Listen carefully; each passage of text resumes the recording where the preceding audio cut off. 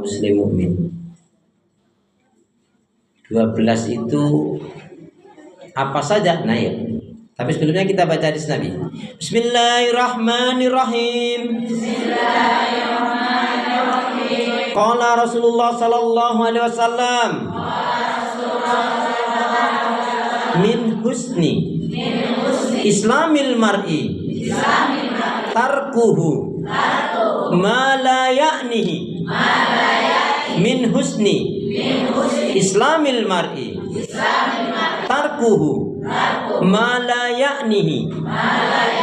Dari kebaikan Islam imannya seseorang, ia tinggalkan hal-hal yang tidak bermanfaat bagi dirinya. Lu masih ingat inspirasi doa Nabi Daud gimana? Jangan tanya doa yang mana, doa yang mana. Inspirasi doa Nabi Daud gimana? Ya Allah, kok lupa sampai rombongan semuanya, dari binaan sampai ya Allah, ya Allah. Bismillahirrahmanirrahim. Ya Allah, aku berlindung kepadamu dari hidup dan kehidupan yang tidak kau berkahi, tidak kau ridhoi, tidak kau rahmati, dan tidak kau cintai. Ya sabar toyo. Ya Allah, aku berlindung kepadamu dari hidup dan kehidupan yang tidak kau berkahi, tidak kau ridhoi, tidak kau rahmati, dan tidak kau cintai.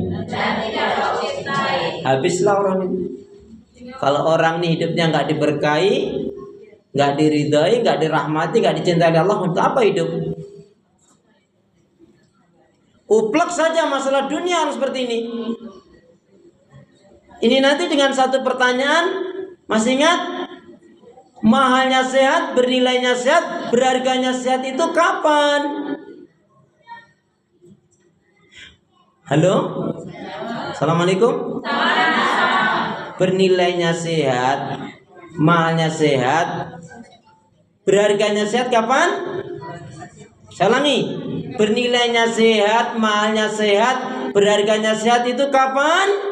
Ketika siapa yang ngajarin kayak gitu?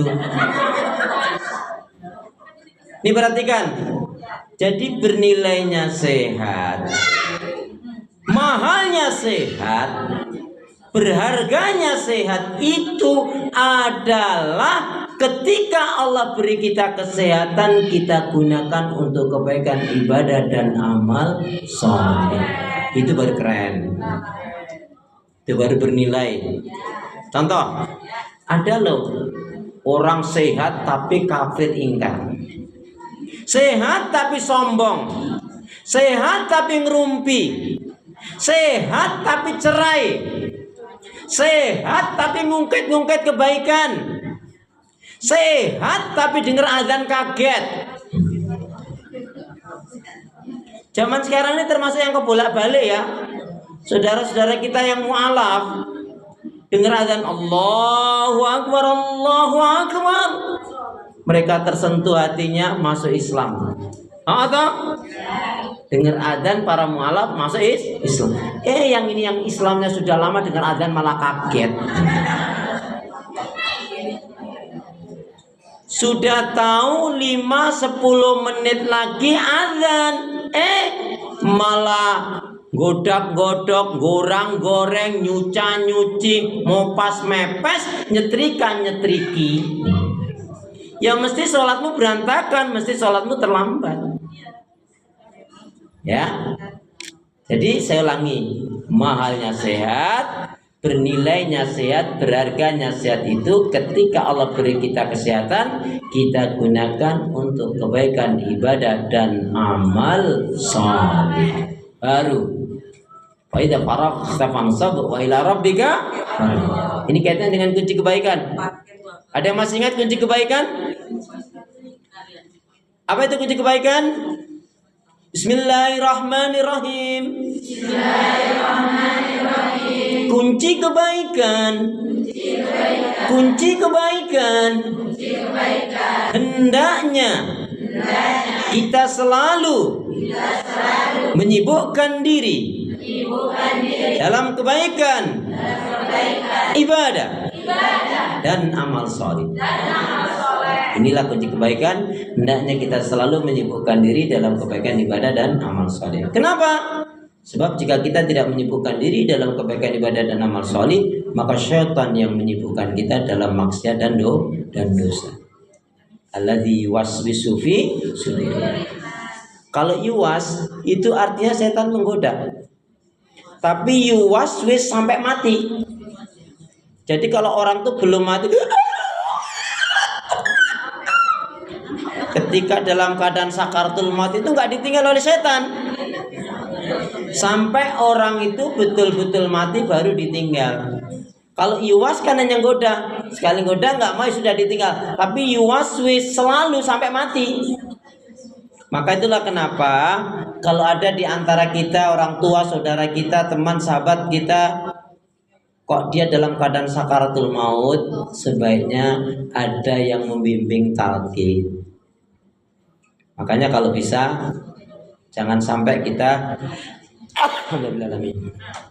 ya jadi kalau bisa Bu, ingat-ingat nih, jangan sampai kita sakit atau saudara kita sakit sampai masuk ruang ICU. Karena nggak ada yang bimbing, nggak ada yang ngejagain, sangat terbatas. Bu, alangkah bahagianya ya ketika kita menjelang mati, orang-orang yang kita cintai, kalau suami ya istrinya, kalau istri ya suaminya, anaknya. Kemudian di saat itu ada yang mentalkin la ilaha illallah, ada yang membacakan ayat Al-Quran, terserah membaca surat Yasin kah, surat Al-Kahfi kah, surat Al-Ikhlas kah, surat Al-Waqiah, silakan. Kayaknya nikmat deh Bu. Ya, makanya kalau bisa itu mati jangan sampai nyusahin orang Bu. Gimana caranya biar mati nggak nyusahin orang? Kalau betul-betul tahu mau mati, beli kain kafan sendiri. Ya nggak usah gali kubur sendiri, nyuruh orang suruh gali kubur, ngasih uang, siapin kain kafannya. Makanya jangan lupa nih kalau mau tidur itu pastikan nih, halo Bu, kita khawatirnya tidur terus bablas nggak bangun. Maka apa? Jagain. Kalau mau tidur tuh jangan lupa baca ayat kursi, Al-Fatihah, An-Nas, Al-Falaq, Al-Ikhlas, paling tidak itu. Kemudian doa. Sekiranya Allah mematikan kita, insya Allah kita termasuk bawa bekal yang baik, husnul khatimah. Amin. Ini pengalaman saya, tapi saya juga kadang-kadang belum istiqomah. Saya naruh Quran tuh di atas bantal. Apa alasannya? Saya kalau mau tidur kan mesti nyingkirin Al-Quran kan. Gak mungkin kan Al-Qurannya tuh bantal. Masa cuma disingkirin doang? Nah, dibaca, taruh di sampingnya atau atasnya itu. Nah, nanti bangun tidur setelah alhamdulilladzi ahyana ba'da ma amatana wa ilan nusur, duduk sejenak, baca lagi ayat Al-Quran. Itu butuh pembiasaan. Bisa karena biasa dan membiasakan diri dengan minta pertolongan kekuatan pada Allah. Coba deh berasakan. Beda loh Bu. Jadi mau tidur ya kita baca Quran, terserah. Ya mau 5 ayat, mau 10 ayat, pokoknya saya mau tidur harus baca Quran. Loh, itu kalau kita sendiri tidak memulai ya nggak bisa-bisa. Kan lebih baik dipaksa masuk surga daripada dibiarkan masuk neraka. Ini amalan yang ringan loh. Masa jenengan naruh ini Quran di bantal, di atas bantal, masa cuma dipindahin aja? Ya kan? Loh, itu satu amal soleh yang perlu kita punya kiatnya. Alangkah nikmatnya loh. bangun mau tidur kita baca Quran, tidur ya Allah, bangun lagi kita memulai sesuatu dengan membaca Al-Quran walaupun tidak banyak, biar lidah kita ini terkendali. Kenapa? Karena banyak orang masuk neraka dikarenakan lidahnya. Baik pria atau wanita sama, yang sama banyak masuk neraka dikarenakan lidahnya. Karena lidah harus dijaga.